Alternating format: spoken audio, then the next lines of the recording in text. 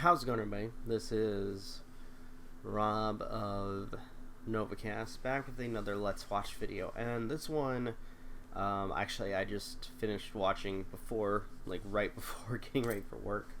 At the very least. So, this movie in particular is another M. Night Shyamalan movie. The title of the movie is called Wide Awake. And there's not really much to talk about when it comes to the premise. And I want to point out that this, in case people have never heard about this movie, this is one of his earliest works.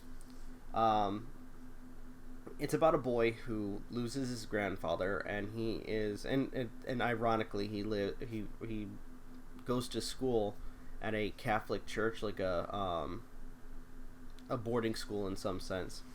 And actually, no, I think it's just a Catholic church.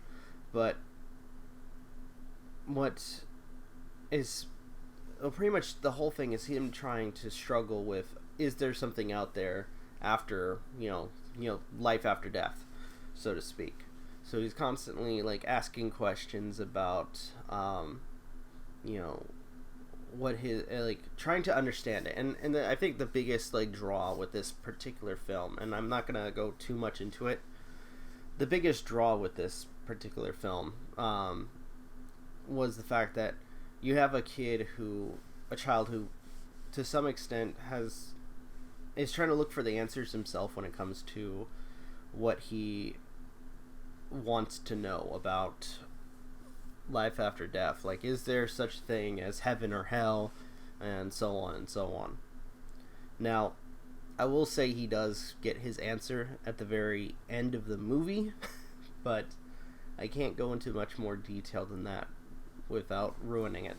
I'm trying to remember some of the actors, because I couldn't recognize them. One of them, I think, was Rosie O'Donnell.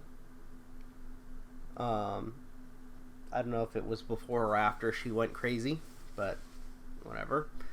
The kid, is the typical kid actor. He tries his best with this particular film, so I can't fault him.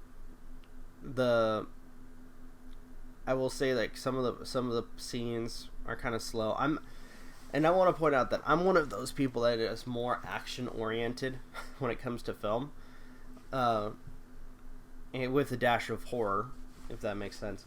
But it's just there's not a lot that goes on in this particular movie, and I to be perfectly honest, there were times where I was feeling kind of bored, it was being dragged out, so to speak. This could have been a short film, but it was dragged out to be a full-length film.